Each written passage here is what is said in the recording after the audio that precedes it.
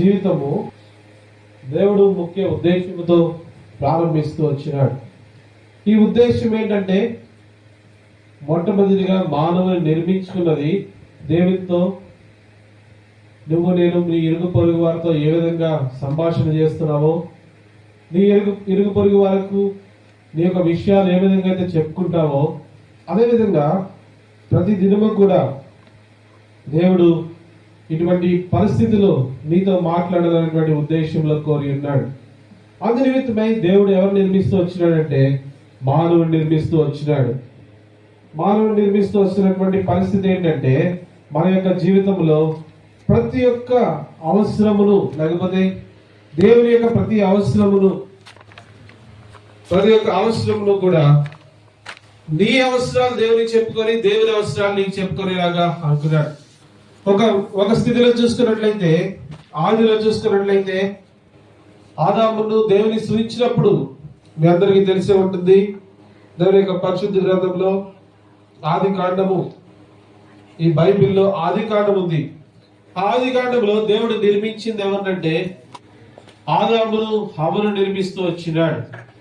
ఆదామును దేవుడు నిర్మించినటువంటి కారణం ఏంటంటే, అనుదినము కూడా దేవునితో ఆ ఆదాము సంభాషించాలి, ఆదాము మాట్లాడాలి అని చెప్పి దేవుడు గొప్ప ఉద్దేశంతో దేవుడు ఆదామును నిర్మిస్తూ వచ్చినాడు. ఈ యొక్క నిర్మాణమును కనుక చూసుకున్నట్లయితే, దేవుడు ఎంత ప్రత్యేకంగా దేవుడు ఆదామును నిర్మిస్తూ వచ్చినాడంటే, ప్రతి సందర్భంలో కూడా సాయంకాలం పూట లేకపోతే చల్లటి సమయమున దేవుడు ఆదాము దగ్గరికి వచ్చి ఒకవేళ ఈ విధంగా చెప్పి ఉండొచ్చు. ఇదొక ఊహాలోకంలోకి వెళ్దాం. మనం ఈ విధంగా ఊహించవచ్చు. నేను నిర్మించాను, నీకు నేను ఆదామని పేరు పెట్టాను. ఆదామని పేరు పెట్టాక మనిషిని ఏ విధంగా దేవుడు నిర్మించాడో, నువ్వు నిర్మించుకున్న ముందుగా ఏమేమి నీ కొరకు సిద్ధపరిచానో వాటన్నిటినీ కూడా ఆదాముకు వివరించి ఉండొచ్చు. మొట్టమొదటిగా దేవుడు ఏం సృష్టిస్తూ వచ్చినాడు? ఆది యందు దేవుడు భూమి ఆకాశం సృజించినాడు. భూమి ఆకాశం సృజించే కన్నా ముందుగా దీని నిరాకారం లేనటువంటి స్థితిలో, లేకపోతే ఆకారం లేనటువంటి స్థితిలో ఈ భూమి ఎలా ఉందో, ఈ ఆకాశం ఎలా ఉందో వాటన్నిటినీ వివరిస్తూ వచ్చి ఉండవచ్చు. లేకపోతే నువ్వు ఇంకా జన్మించుకున్న ముందు ఈ యొక్క పరిస్థితి ఏదేదో తోట ఈ విధంగా ఉన్నది, ఆ విధంగా ఉన్నది, ఈ విషయాలు అన్ని కూడా చెప్పి ఉండవచ్చు. ఇంకా దేవుడు చెప్పి ఉండవచ్చు, నీ జీవితం ఎంత భద్రంగా ఉందో తెలుసా? నీ చుట్టూ ఈ వనం ఉంది, ఎన్ని జంతువులు ఉన్నాయి, ఇన్ని చేపలు ఉన్నాయి, ఇన్ని పక్షులు ఉన్నాయి, వీటన్నిటినీ చూడు, ఎంత రమ్యంగా, ఎంత ఆహ్లాదంగా, ఎంత సంతోషకరంగా, నీ కనులకు ఎంత సంతోషంగా ఉండటానికి వీటన్నిటిని చేశారని చెప్పి ఒకవేళ దేవుడు చెప్పి ఉండవచ్చు. మానవునికి దేవునికి ఎంతో దగ్గర సంబంధం కలిగినటువంటి దినములు అవి. ఆ దినముల్లో దేవుని యొక్క మనసంతటినీ కూడా ఒక మానవునికి ఎంతో విపులముగా లేకపోతే స్పష్టంగా చెప్పిన దినములై. ఆ చెప్పినటువంటి దినముల్లో మానవుని యొక్క జీవితంలో ఒక అడ్డు వచ్చింది. ఆ అడ్డు దేని వల్ల వచ్చిందంటే, మానవుడు ఏదైతే చేయకూడదో, మానవుడిగా మానవ శరీరంలో ఏదైతే చేయకూడదో, ఏదైతే జరిగించకూడదో ఆ యొక్క పనిని చేస్తూ వచ్చినాడు. ఆ పని ఏంటంటే, దేవుడు చెప్పినటువంటి పని చేసి ఉంటే బాగుండేది. కానీ అక్కడ ఏం చేస్తూ వచ్చినాడంటే, దేవుని మాట వినకుండా వేరే వాళ్ళ మాట వింటూ, దేవుని మాట కన్నా వేరే వాళ్ళ మాటకి గౌరవం ఇస్తే తన జీవితం ఏమైందంటే, దేవుని యొక్క మాట వినడం నుంచి త్రోసివేయబడ్డాడు. దేవుని నుంచి సంబంధం నుంచి త్రోసివేయబడుతూ వచ్చినాడు. దేవుని అనుదినము చూసేటువంటి ధన్యతలకు వచ్చింది, కానీ దాని నుంచి కూడా త్రోసివేయబడ్డాడు. అంటే ఇక్కడ జరిగింది ఏంటంటే, మానవులుగా ఎప్పుడైతే నీ జీవితంలో, నా జీవితంలో దేవుడు చెప్పిన దాని ప్రకారం చేయకుండా, దేవుడు ప్రణాళిక ప్రకారం చేయకుండా, కొద్దిగా మన ఇష్టానుసారంగా మన జీవితాన్ని కనుక మనము మన జీవితంలో కొనసాగిస్తే మనకు కలగబోయేది ఏంటండి?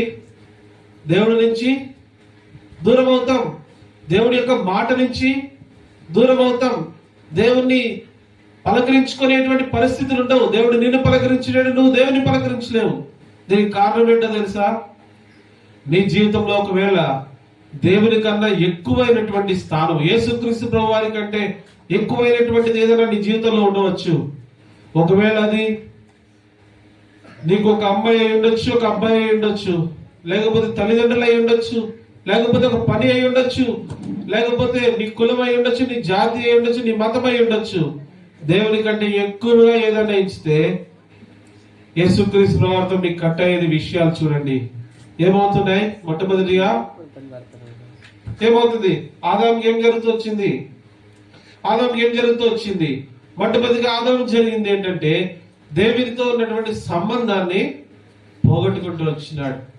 రెండవదిగా దేవునితో మాట్లాడేటువంటి ధన్యతను పోగొట్టుకుంటూ వచ్చినాడు. మూడవదిగా దేవుని చూచేటువంటి ధన్యతను పోగొట్టుకుంటూ వచ్చినాడు. నాలుగవదిగా అంతగా దేవుడు వివరించినప్పటికీ కూడా ఆదాముకు బోధకుడు ఎవరండి? ఆదాము బోధకుడు ఎవరు? దేవుడే బోధకుడు. దేవుడు చెప్తేనే వినలేనటువంటిది ఏంటది? మానవ నైజం, మానవ శరీరం. దేవుడే దిగి వచ్చి చెప్పాడు, అయినప్పటికీ వినలేదు. దానివల్ల ఎంత దూరం పెంచుకున్నాడంటే దేవునికి, మానవునికి. దేవుడు అసహించుకునేలాగా ఈ మానవుని ఎందుకు చేశాడు అని అసహించుకునేలా చేసిన కారణం బట్టి మానవుని యొక్క జీవితం ఏమైతే వచ్చిందంటే, దేవుని యొక్క వాక్య గ్రంథంలో చూసుకుంటాం. మానవుని యొక్క జీవితం ఏమైతే వచ్చిందంటే, మొదటి దినవృత్తాంతములు 29వ అధ్యాయము 15వ వచనము. మొదటి దినవృత్తాంతములు 29వ అధ్యాయము 15వ వచనము. మా పితరులందరూ వలనే మేమును నీ సన్నిధిని అతిథులమును పరదేశులమునై ఉన్నాము. మా భూనివాస కాలము నేడంతా అస్థిరము. ఒక నీడను కనుక చూస్తున్నట్లయితే మీరు చూడొచ్చు, మధ్యాహ్న సమయంలో ఎండ ఉంది కాబట్టి నీడ చూసుకోవచ్చు. నీడ వంటి జీవితం అయింది నీ జీవితము. కారణం ఏంటో తెలుసా? ఎంతో రమ్యమైనటువంటి, అందమైనటువంటి దేవుని సన్నిధి నుంచి నీ జీవితంలో ఎప్పుడైతే ఈ పాపము స్వభావము నీ జీవితంలోకి వచ్చిందో, వెంటనే నీ జీవితానికి వచ్చింది ఏంటి? నీ బ్రతుకు ఏమైపోయింది? దేవుని దగ్గర భద్రంగా దాచబడినటువంటి మనోహర స్థలమైనటువంటి ఏదోలో ఉంచబడినటువంటి నీ బతుకు ఈరోజు ఏమైంది? ఒక నీడ వలె మారింది. నీడ శాశ్వతమా? చెప్పండి, నీడ శాశ్వతమా? ఒక్కసారి మబ్బు వస్తే ఏమవుతుంది? నీడకి ఏమవుతుంది? కనబడదు. చదువునా చదువు. స్థిరముగా ఉన్నవాడు ఒక్కడును లేడు. స్థిరముగా ఉన్నవాడు ఒక్కడును లేడు. నీడ వలె నీ జీవితము, నా జీవితం మారిపోతూ వచ్చింది. స్థిరం లేనటువంటి జీవితంతో కొట్టుమెట్లాడుతున్నాం. కారణం ఏంటో తెలుసా? దేవుని కంటే, దేవుడు చెప్పిన మాటల కంటే, బైబిల్ గ్రంథం చెప్పిన మాటల కంటే ఇంకా ఎక్కువగా నువ్వు ప్రేమించేది, ఎక్కువగా నువ్వు వినేది, ఎక్కువగా నువ్వు లోపడేటువంటి వేరే కార్యాలు ఉన్నాయి. కాబట్టి నీ జీవితము ఈరోజు ఏమైతే వచ్చింది? స్థిరం లేనటువంటి జీవితము. ఒక నీడ వలె నీ జీవితం అయితే వచ్చింది. అదేవిధంగా చూసుకుంటే నీ జీవితం ఏమైందంటే, యోబు 7:6, యోబు గ్రంథము 7వ అధ్యాయము 6వ వచనము. నా దినములు నేతగాని నాడి కంటెను వడిగా గతించుచున్నవి, నిరీక్షణ లేక అవి క్షయమైపోవచ్చున్నవి. నా దినములు ఏమైపోతున్నాయంటే, దేవుడు ఆదామును నిర్మించినప్పుడు, దేవుడు ఒక మనిషిని నిర్మించినప్పుడు దేవుడు అంతం నిర్ణయం చేశాడా? చెప్పండి. మా ఆదాముకు అంతం నిర్ణయించాడా దేవుడు? లేదు, నిర్ణయించలేదు. దేవుడు ఆదాముకు అంతం నిర్ణయించలేదు. ఆ సమయంలో ఆదామును చక్కగా ఉంచి, హవ్వను చక్కగా ఉంచి, ఏదైనా వరంలో అంతా కూడా దీనంతటి కూడా మీరు స్వేచ్ఛ స్వాతంత్రంతో దీన్ని సంతోషించిందంటే, నేటి దినంలో క్రైస్తవులు కూడా ఈ విధంగానే ఉన్నారు. దేవుని మందిరం ఉంది, దేవుని వాక్యం ఉన్నది, దేవుడు క్రైస్తవునికి కావలసినటువంటి అన్ని కూడా ఇస్తూ వచ్చినాడు. కానీ క్రైస్తవుడు చేస్తుంది ఏంటి? క్రైస్తవుడు చేస్తున్నది ఏంటి? ఇవన్నీ కూడా నాకు ఇవ్వబడి కాబట్టి నా ఇష్టానుసారంగా నేను జీవిస్తాననుకున్న కారణములు బట్టి ఆకాశంలో ఎగురుతున్నటువంటి పటం వలె తన జీవితం మారిపోయింది. యోబు అదే ఇక్కడ వివరిస్తున్నాడు. తన జీవితం ఏమైందంట? ఏమైంది ఇక్కడ? It is a flying shuttle. ఆకాశంలో ఎగురుచున్నటువంటి ఒక పథకం లాగా, లేకపోతే ఒక గాలిపటం లాగా నీ జీవితము నా జీవితం మారిపోయింది. తాడు తెగితే ఏమవుతుంది? గాలిపటం తాడు తెగితే ఏమవుతుంది? ఎక్కడ పడుతుందో దిక్కు లేకపోతే త్రోవ లేనటువంటి నీ జీవితం నా జీవితం కూడా అంతే. అన్ని ఇచ్చినాడు దేవుడు, కానీ ఒక తాడు ఉంది. ఏం చేయడానికి? నిన్ను చక్కగా నడిపించడానికి, నిన్ను సరైనటువంటి విధముగా ఎగరడానికి గాల్లో, లేకపోతే నీ జీవితంలో నడిపించడానికి. కానీ నువ్వు నేను క్రైస్తవుడు అని చెప్పుకుంటున్నావు, క్రైస్తవ పేరుతో చెప్పుకుంటున్నావు, క్రైస్తవ పేరుతో బతుకుతున్నావు. కానీ మనకి ఏం లేదంటే ఆ క్రీస్తు లేని కారణమును బట్టి ఆ దారం ఏదైతే గాలిపటంకు ఉందో, ఆ దారము ఏదైతే ఉన్నదో, ఆ దారంకు ఒక్కసారి దారం తెగ్గానే ఏమవుతుంది? చెప్పండి, ఏమవుతుంది? గాలిపటం అదుపు చేయగలరా? గాలిపటం అదుపు చేయగలరా? నీ జీవితం నా జీవితం ఈరోజు అదే అవుతుంది. క్రైస్తవుడిగా బతుకుతున్నావు, క్రైస్తవం పెద్దగా అనుకుంటావు, లేకపోతే క్రైస్తవంలో ఉన్నతమైన వాడు అనుకోవచ్చు, ఏమన్నా అవచ్చు. యేసుక్రీస్తు ప్రభు వారు చెప్పినట్టు ప్రకారం నీ జీవితము ఆ తాడు వలె కంట్రోల్ చేయబడలేదంటే, ఆధీనపరచబడలేదంటే, గాలిపటం ఏ విధంగా తాడు తెగితే ఇష్టానుసారంగా పోతుందో ఈ రోజు నువ్వు కూడా ఆ విధంగా కొట్టుపోతున్నావు. మూడవదిగా చూసినట్లయితే నీ జీవితం యోబు 9:25, యోబు 9:25,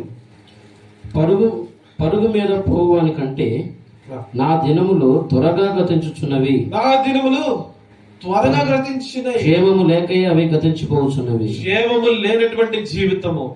ఏదైనా తోటలో ఏముంది? క్షేమం ఉంది. ఏదైనా తోటలో క్షేమం ఉన్నది.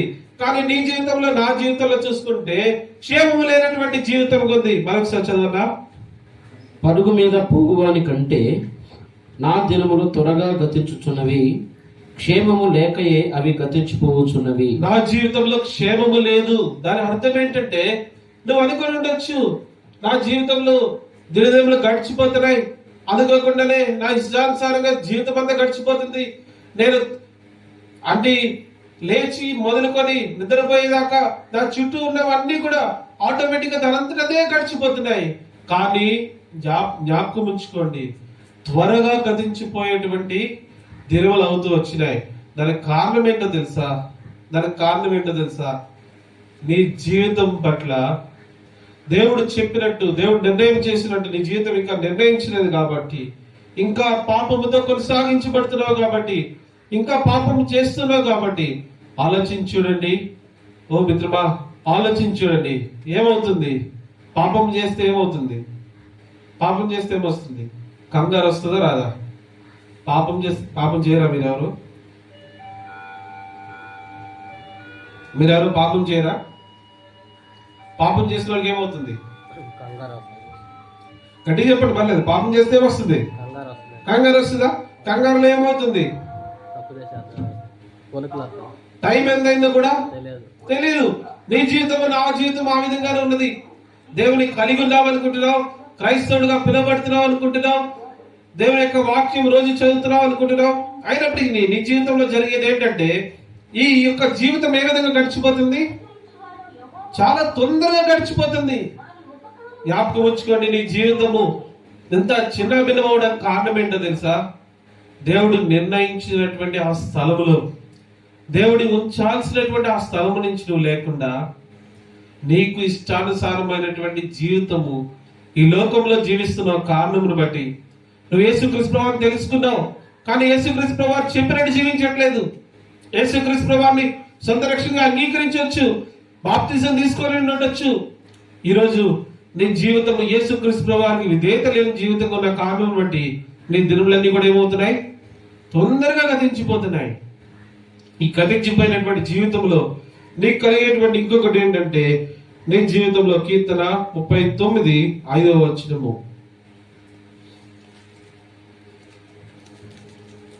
కీర్తనలు 39:5, నా దినముల పరిమాణము నీవు బెత్తడంతగా చేసి. బెత్తడంటే ఎంతండి తెలుసా? బెత్తడంటే ఎంత? ఇంత. మీ వేళ్ళు పొడవు ఎంత ఉంది? ఇంత. బెత్తడంటే ఇంత. లేకపోతే ఇంకో భాషలో చెప్పాలంటే ఒక జాన్ అంత. ఇలా కూడా చెప్పుకోవచ్చు. అర్థమైందా? జీవిత పరిమాణం ఎంత ఎంత ఏమనుకుంటున్నావు?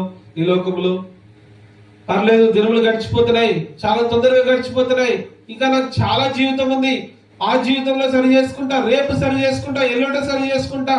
లేకపోతే దేవుని అన్నిటికంటే పెద్ద తప్పు ఏంటో తెలుసా? క్రైస్తవుడిగా ఉంటూ క్రీస్తుని ధరించుకుపోవడం పెద్ద తప్పు. అర్థమైందా? క్రైస్తవుడిగా ఉంటూ క్రీస్తుని ధరించుకుపోవడం అది ఇంకా పెద్ద తప్పు. క్రీస్తు తెలియకుండా బయట పాపం చేస్తే అది వేరే విషయము.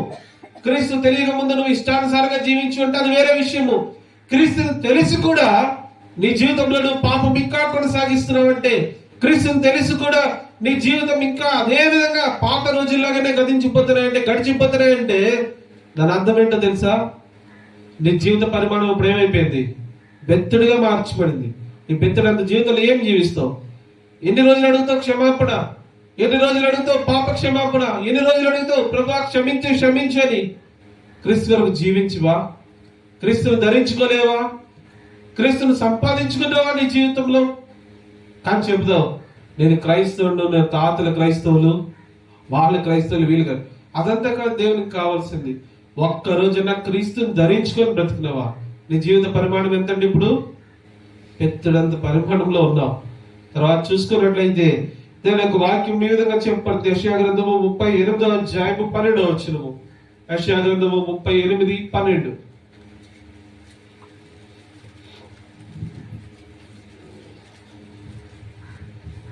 నా నివాసము పెరికివేయబడును. నా నివాసం ఏం చేయబడుతుంది? పెరికివేయబడును. గొర్రెల కాపరి గుడిసె వల్లే అది నా ఎత్తు నుండి ఎత్తుకుని పోబడును. నేయువాడు తన పని చుట్టుకున్నట్లు నేను నా జీవము ముగించుచున్నాను. ఆయన నన్ను బద్దె నుండి కత్తిరించుచున్నాడు. ఒక దినములోగా నీవు నన్ను సమాప్తి చేయుచున్నావు. ఎన్ని రోజులు సమాప్తి చేయుచున్నాను? ఎన్ని రోజులు చెప్పండి, గట్టిగా చెప్పండి. ఒక్క దినము. దేవునికి ఎన్ని దినాలు కావాలి? ఎన్ని దినాలు కావాలి? క్షణము, నిమిషం మాత్రము అది చాలు. కానీ దేవుడికి నేను చెప్తున్నాడు, జాగ్రత్త సుమి, ఇంకా పాపంలో నివసించే వారికి యేసుక్రీస్తు ప్రభు వారిని సొంత రక్షణగా అంగీకరించుకొని యేసుక్రీస్తు ప్రభు వారి రక్తంలో కడుగుబడ్డానని చెప్పుచున్నటువంటి నీవు నేను, యేసుక్రీస్తు ప్రభు వారి నిజదేవుడని బాప్తిస్మ సాక్ష్యం ఇచ్చినటువంటి నీవు నేను ఇంకా పాపంలో కొనసాగించబడుతుంటే ఎటువంటి పరిస్థితి? ఒకడు నేస్తాడు కదా, నేర్చేవాడేటువంటి దినములు ఏంటండి మీ వైపు ఉన్నాయా? ఇంటి పాకలు నేస్తారు కదా, ఏమంటారు? ఇక్కడ గూడులు నేస్తారు కదా, అట్లా ఏమంటారు? తాటగలతో గూడులు వస్తారు కదా, ఏమంటారు? ఐడియా లేదా? పందిరి. ఓకే, ఆ పందిరి వేస్తారా? ఆ పందిరి వేసిన వెంటనే ఎంతసేపు పడుతుంది పందిరి వేయడానికి? ఒక పెద్ద పందిరి వేసినా గానీ, ఒక పూట గానీ, ఒక రోజు గాని వేసి వాడు దిగేలోగా నీ జీవితము అంతమయ్యేటువంటి పరిస్థితి. అంతే, అంతకాలమే నువ్వు ఉండగలవు. ఎప్పుడు క్రైస్తవుడు అని చెప్పుకొని క్రీస్తుని ధరించకుండా పాపములో ఉంటే నీకుండే ఆపద అంత నీ అంతమంతే ఉంటుంది. దాంతో పాటు చూసుకున్నట్లయితే యాకోబు 4:14.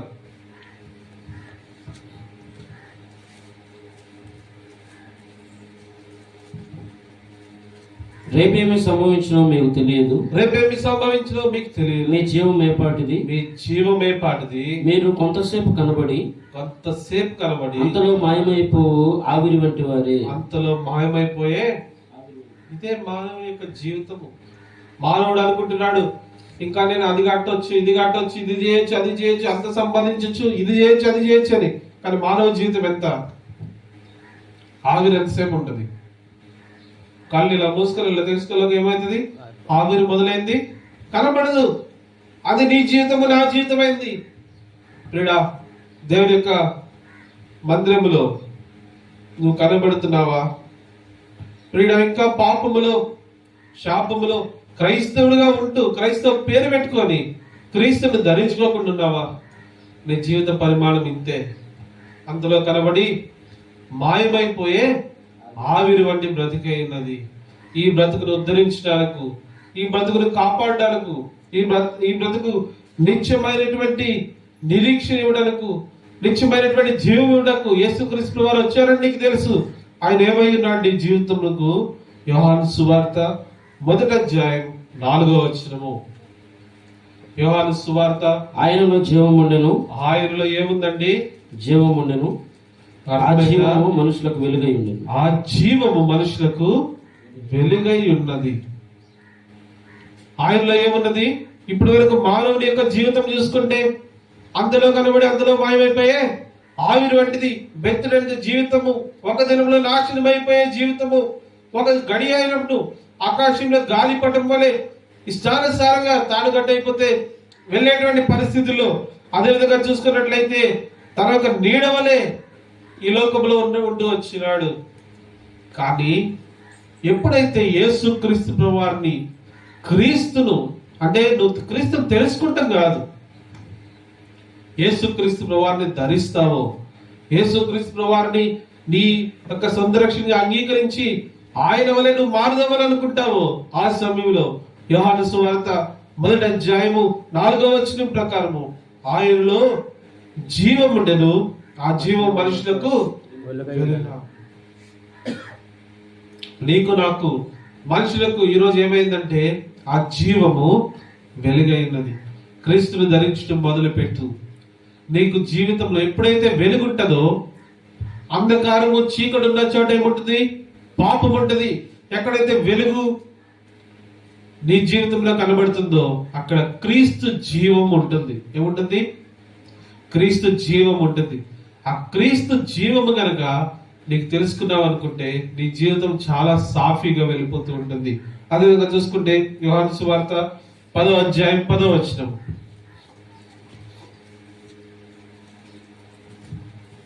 యోహాను సువార్త 10వ అధ్యాయం. దొంగతనమును, హత్యను, నాశనమును చేయుటకు వచ్చును గాని మరి దేనికి నీ రాడు. గొర్రెలకు జీవము కలుగుటకును అది సమృద్ధిగా కలుగుటకును నేను వచ్చితనని మీతో నిశ్చయముగా చెప్పుచున్నాను. ఎవరికి జీవము? చనిపోయేటువంటి వారికి, బెత్తడి జీవం కలిగిన వారికి, ఆవిరైనటువంటి మనుషులకు, వారికి జీవం ఇవ్వడానికి యేసుక్రీస్తు వారు ఇస్తూ వచ్చినాడు. ఆ జీవం ఎటువంటి జీవం అన్నది? క్రీస్తుని ధరించుకొని చూడు, క్రీస్తుని తెలుసుకొని చూడొద్దు. క్రీస్తుని తెలుసుకున్న వారు ఈ భూలోకంలో ఎంతమంది ఉన్నారు? దాదాపుగా సోషల్ స్టడీస్ చదివిన వాళ్ళు అందరికీ ఏం తెలుసు? క్రీస్తు గురించి తెలుసా తెలీదా? క్రీస్తు పూర్వం అంటాము, క్రీస్తు శకం అంటాము. దాదాపుగా చదువుకున్న వాళ్ళకి, చదువులేని వాళ్ళు అందరికీ ఎవరు తెలుసు? ఎవరు తెలుసు? యేసుక్రీస్తు వారు తెలుసు. కానీ క్రీస్తును ధరించుకున్న వారికి మొట్టమొదటిగా ఏముంటుందంటే ఆయనలో జీవం ఉన్నది. ఆ జీవం మనుషులకు వెలుగై ఉన్నది. వెలుగై ఉన్న దాన్ని నువ్వు సంపాదించుకొని ఆ ప్రకారం నువ్వు జీవిస్తుంటే నీ జీవితంలో ఏమవుతుంది? నీ జీవితంలో ఏమవుతుంది? యోహాను 10:10 ప్రకారము సమృద్ధి. నీ జీవితంలో ఏంటి? అబండెంట్ లైఫ్, సమృద్ధి కలిగినటువంటి జీవితము. నీ జీవితంలో లేమి, నీ జీవితంలో కలవరము, కలత ఉండదు. ఏదైనా తోటలో ఆ రోజు ఏముంది? ఏముంది? పాపం రాకుండా ముందు ఏముంది? సమృద్ధి ఉంది. ఎప్పుడైతే ఆదాముకు దేవుడు తెలీదా? తెలుసా తెలీదా? తెలుసు కదా. తెలిసి పాపం చేసినప్పుడు ఏం చేయబడింది? సముద్రంలోంచి ఎక్కడ పోయబడ్డాడు? సముద్రం నుంచి ఎక్కడ తోయబడ్డాడు? కరువులోకి తోయబడ్డాడు. ఈరోజు కరువు ఉందంటే కారణం ఏంటి? ఈరోజు నీ జీవితంలో కరువు ఉందంటే కారణం ఏంటి? ఒకటే కారణం, సమృద్ధి గల స్థలంలో నువ్వు లేవు. సమృద్ధి గల స్థలం ఏదది? దేవుడు ఎక్కడుంటాడో అది సమృద్ధి గల స్థలము. ఎక్కడైతే కరువు ఉంటుందో దాని అర్థం ఏంటి? అక్కడ దేవుడు లేడు. అర్థమవుతుందా? కరువులో జీవిస్తున్నావా? గుర్తుపెట్టుకో, సమృద్ధి అయినటువంటి యేసుక్రీస్తు వారిని తెలుసుకుంటాం కాదు, ధరించి చూడు. నీ జీవితంలో ఏముండదు? ఇంకెన్నడూ సమృద్ధి లేని జీవితం ఉండదు నీ జీవితంలో. అదే విషయంలో మనం చూసుకున్నట్లయితే ఆయన మన జీవితంలో ఏమైనా అంటే మనందరికీ తెలిసినటువంటి వాక్యము యోహాను సువార్త 14వ అధ్యాయం 6వ వచనము. యేసు నేనే మార్గమును, సత్యమును జీవమును నా ద్వారానే తప్ప ఎవడును తండ్రి యొద్దకు రాడు. ఆలోచించి చూడండి, తండ్రి దగ్గర చేరేటువంటి ఓ క్రైస్తవుడా, ఓ సహోదరుడా, ఓ సహోదరి, యేసే మార్గము సత్యము జీవమై ఉన్నాడు. మార్గమును తెలుసుకుంటున్నావు, సత్యమును తెలుసుకుంటున్నావు, కానీ ఏం తెలుసుకోవట్లేదు? ఆ జీవమైనటువంటి యేసుక్రీస్తు ప్రభువుని తెలుసుకోవట్లేదు. క్రైస్తవుడిగానే జీవిస్తున్నావు, క్రైస్తవ పేర్లే పెట్టుకుంటున్నావు. నీ జీవితంలో క్రీస్తు జీవము కనుక ఉండుంటే నీ జీవితంలో ఏముండదు? అంధకారం ఉండదు, సమృద్ధి లేని జీవితం ఉండదు, ఇంకేముండదు. క్రీస్తే జీవముగా నీ జీవితంలో ఎంచుకొని నీ జీవితంలో మరణం అనేది చూడవు. చూసేదానికి వినేదానికి వింతగానే ఉంటది. నీ జీవితంలో ఏం చూడవు? మరణమును చూడవు. నా మాటను జాగ్రత్తగా ఆలకించండి. మరణమును చూడాలంటే మీరు అనుకొని ఉండొచ్చు, ఏ విధంగా మరణమును నేను దాటుకోగలను అని. ఒక క్షణము ఈ లోకంలో కన్ను మూస్తే ఇంకొక క్షణముకు మధ్యలో గ్యాప్ ఎంత? చెప్పండి. క్షణముకు మధ్యలో గ్యాప్ ఎంత? ఎంత ఉందా? గ్యాప్ ఉందా లేదా? ఉందా లేదా చెప్పండి. ఒక క్షణంలో ఇంకొక క్షణం మధ్యలో గ్యాప్ ఉందా? ఒక క్షణంకు ఇంకొక క్షణంకు మధ్యలో గ్యాప్ ఉన్నది. ఆ గ్యాప్ ఏంటంటే, ఆ గ్యాప్ లో జరిగేది ఏంటంటే, ఆ మధ్యలో జరిగేది ఏంటంటే నువ్వు రూపాంతరం చెందడం. ఏంటది? నీ రూపాంతరం చెందేటువంటి అనుభవం ఎక్కడి నుంచి? శరీరానుసారమైనటువంటి ఈ లోకంలో చచ్చే బ్రతుకు గురించి నిత్యము జీవించేటువంటి రూపాంతరం యొక్క ఎంత సమయం పడుతుందండి? ఎంత సమయం పడుతుంది చెప్పండి. క్షణముకు మధ్యలో మీరు ఆ వ్యవధి మీకు ఎంతో తెలుసుకోగలరా? తెలుసుకోలేనటువంటి పరిస్థితిలో రూపాంతరం చెందిస్తున్నాడు ఎవరు? క్రీస్తుని ధరించి చూడు, యేసుక్రీస్తుని ధరించి చూడు. ఈ లోకంలో ఈ క్షణం మరణించినావు అంటే నెక్స్ట్ సెకండ్ రూపాంతరంలో నిత్య జీవం కొరకు ఏమవుతావు? దేవునితో పాటు వెళ్ళిపోతావు. ఈ నిరీక్షణ ఎవరిస్తున్నారు మనకు? ఏసే మార్గం అని చూస్తున్నావు, ఏసే సత్యం అని నీ జీవితంలో తెలుసు, కానీ ఏసే జీవం అని తెలుసుకోలేకపోతున్నావు. ఆ యేసుక్రీస్తు వారి జీవం అని తెలుసుకుంటే నీ జీవితంలో వెలుగుంటుంది, సమృద్ధి ఉంటుంది. క్షణం మధ్యలో ఉన్నటువంటి గ్యాప్ లేకుండా నీ జీవితం ఏమవుతుంది? రూపాంతరం చెందుతుంది. దాంతో పాటు రోమిలికి రాసిన పత్రిక 5వ అధ్యాయం 21వ వచనం. రోమిలికి రాసిన పత్రిక 5వ అధ్యాయం 21వ వచనం.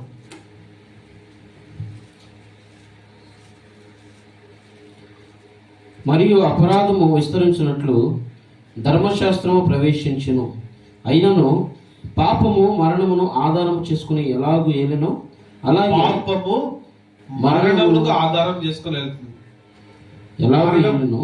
ఏ విధంగా అయితే పాపం ఏం చేస్తుంది? మరణమును ఆధారం చేసుకొని ఏలుతుంది. ఈరోజు మరణం గురించినటువంటి భయము, మరణం గురించి చింత, మరణం గురించి వేదన నీకున్నదంటే దానికి కారణం ఏంటి? ఏమి వెళ్తుంది? మనల్ని ఏమి వెళ్తుంది? పాపం వెళ్తుంది. తర్వాత చదవండి. అలాగే నిత్య జీవము కలుగుటకై నీతి ద్వారా కృపయు మన ప్రభు అయిన యేసుక్రీస్తు మూలముగా ఏలు నిమిత్తము పాపం ఎక్కడ విస్తరించినో అక్కడ కృప అపరిమితముగా విస్తరించును. కృప ఏ విధంగా అవుతుందండి? మితి లేకుండా, హద్దు లేకుండా విస్తరిస్తుంది. జ్ఞాపకం ఉంచుకోండి. నువ్వు అనుకుని ఉండొచ్చు, ఆ రోజు ఆదాము ఏదైనా తోటలో ఉంటూ దేవుని చూస్తూనే పడిపోయాడు కదా. నా పరిస్థితి, నీ చుట్టూ పాపం ఉన్నా కూడా దేవుడు ఏం చేస్తున్నాడు అంటే యేసుక్రీస్తు వారు ఏలేటువంటి సమయంలో ఉన్నాడు. నీ జీవితంలో కావలసినటువంటిది ఏంటో చూసుకోండి. 2 తిమోతి 1:10. 2 తిమోతి 1:10. మన క్రియలను బట్టి కాక తన స్వకీయ సంకల్పమును బట్టి అనాది కాలముననే క్రీస్తు యేసునందు మనకు అనుగ్రహింపబడినది క్రీస్తు యేసునందు మనకు అనుగ్రహింపబడి క్రీస్తు యేసును మన రక్షకుని ప్రత్యక్షత వలన బయలుపరచబడినదియునైనా బయలుపరచబడినదైనా తన కృపను బట్టి మనలను రక్షించి పరిశుద్ధమైన పిలుపుతో ఆయన మనలను పిలిచెను. పరిశుద్ధమైనటువంటి పిలుపుతో ఆయన మనలను పిలిచెను. ఈ పిలుపు ఎటువంటిదండి? ఎటువంటి పిలుపు ఇది? పరిశుద్ధమైనటువంటి పిలుపు. అదే 1 యోహాను 1:2 చూసుకుంటే 1 యోహాను 1:2